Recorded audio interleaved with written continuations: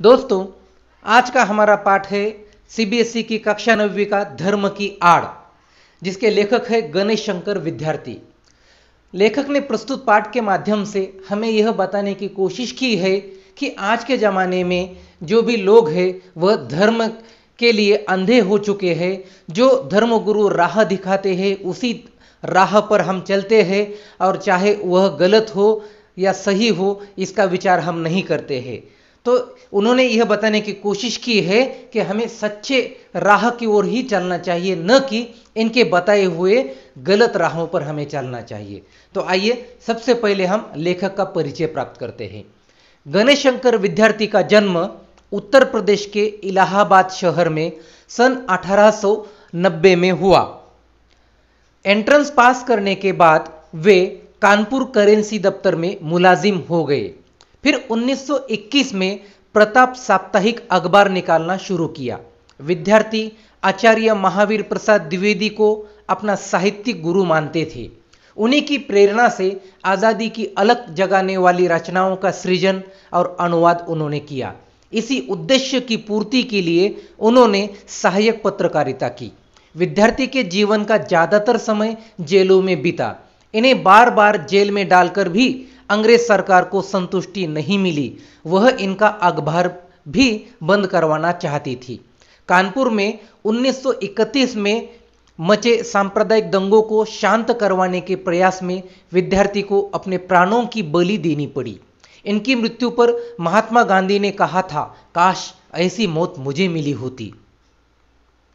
विद्यार्थी अपने जीवन में भी और लेखन में भी गरीबों, किसानों, मजलूमों, मजदूरों आदि के प्रति सच्ची हमदर्दी का इजहार करते थे। देश की आज़ादी की मुहिम में आड़े आने वाले किसी भी कृत्य या परंपरा को वह आड़े हाथों लेते थे। देश की आज़ादी उनकी नज़र में सबसे महत्वपूर्ण थी। आपसी भाईचारे को नष्ट भ्रष्ट करने वालों की वे जमकर खबर लेते थे। उनकी भाषा सरल, सहज, लेकिन बेहद मारक और सीधा प्रहार करने वाली होती थी। आइए अब हम इस पाठ के माध्यम से कौन से उद्दिष्टों की प्राप्ति होगी यह देखते हैं। तो यह पाठ पढ़ने के बाद सर्वधर्म समभाव एवं विविधता में एकता की महत्ता को हम समझेंगे, मानवता को महत्व देंगे, दूसरों की सहायता करेंगे और दिए गए प्रश्न को हल कर सकेंगे। पाठ प्रवेश। धर्म की आड़ यह पाठ वरिष्ठ स्वतंत्रता सेनानी गणेश शंकर विद्यार्थी जी द्वारा लिखा गया है।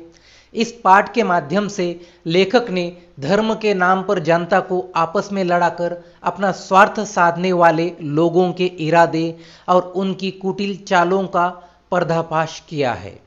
धर्म का सहारा लेकर अपनी झोली भरने वाले सिर्फ अपने ही देश में नहीं हुए हैं, बल्कि अन्य देशों में भी ऐसे लोग होकर गए हैं जिनके कुकर्मों से लोग, वर्ग और समाज प्रभावित हुआ है। धर्म आत्मोन्नति एवं आत्मकल्याण का मार्ग है। धर्म आत्मा के उद्धार एवं उत्थान की एक सुव्यवस्थित पद्धति है, जिसका अनुसरण कर हम एक सुंदर समाज का निर्माण कर सकते हैं। परंतु कुछ स्वार्थी लोगों ने धर्म को एक स्वार्थ पूर्ति का माध्यम बना दिया है। धर्म को माध्यम बनाकर व्यक्ति अपना अपना उल्लू सीधा करने की सोचता है।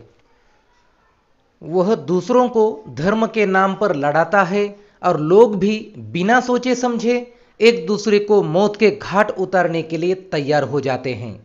धार्मिक कार्य करने वाले व्यक्ति दूसरों को तकलीफ पहुंचाने से बाज नहीं आते हैं।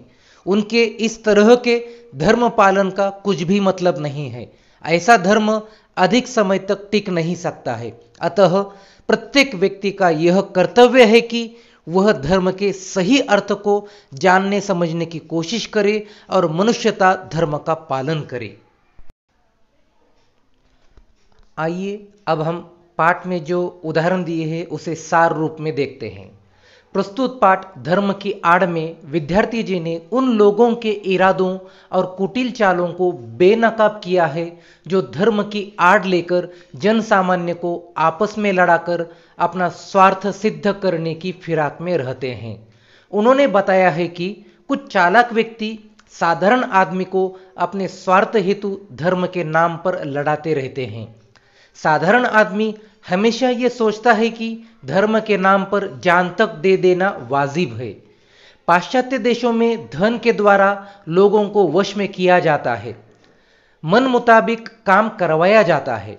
हमारे देश में बुद्धि पर पर्दा डालकर कुटिल लोग ईश्वर और आत्मा का स्थान अपने लिए ले लेते हैं और फिर धर्म ईमान के नाम पर लोगों को आपस में भिड़ाते रहते हैं और अपना व्यापार चलाते रहते हैं। इसका सबसे बड़ा उदाहरण हमें आमिर खान द्वारा अभिनीत एवं दिग्दर्शित फिल्म पीके में दिखाई देता है। पीके इस फिल्म के द्वारा उन्होंने इन सभी बातों को स्पष्ट किया है कि धर्म के नाम पर लोग कैसा अपना उल्लू सीधा करते हैं और अपना स्वार्थ साधते हैं।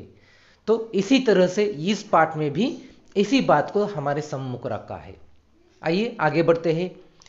इस भीषण व्यापार को रोकने के लिए हमें साहस और दृढ़ता के साथ उद्योग करना चाहिए। यदि किसी धर्म के मनाने वाले जबरदस्ती किसी के धर्म में टांग अड़ाते हैं तो यह कार्य स्वाधीनता के विरुद्ध समझा जाए। देश की स्वाधीनता आंदोलन में जिस दिन खिलाफत, मुल्ला तथा धर्माचार्यों को स्थान दिया गया वह दिन सबसे बुरा था, जिसके पाप का फल हमें आज भी भोगना पड़ रहा है। लेखक के अनुसार शंख बजाना, नाक दबाना और नमाज पढ़ना धर्म नहीं है। शुद्धाचरण और सदाचरण धर्म के चिन्ह है। आप ईश्वर को रिश्वत दे देने के बाद दिन भर बेईमानी करने के लिए स्वतंत्र नहीं है। ऐसे धर्म को कभी माफ नहीं किया जा सकता। इनसे अच्छे वे लोग हैं जो नास्तिक है, जो धर्म को नहीं मानते, जो ईश्वर को नहीं मानते, लेकिन कभी किसी का कुछ बुरा नहीं करते हैं, बल्कि हमेशा वह दूसरों के साथ अच्छा व्यवहार करते हैं। लोक मंगल की भावना उनके मन में रहती है और वो हमेशा एक दूसरे की मदद के लिए तत्पर रहते हैं। तो इस तरह से धर्म की आड़ में किस तरह से लोग अपना स्वार्थ सिद्ध करते हैं, इसके ऊपर लेखक ने कड़ा प्रहार किया है। तो दोस्तों, अब जल्द ही मिलते हैं हम नए वीडियो के साथ। तब तक के लिए धन्यवाद।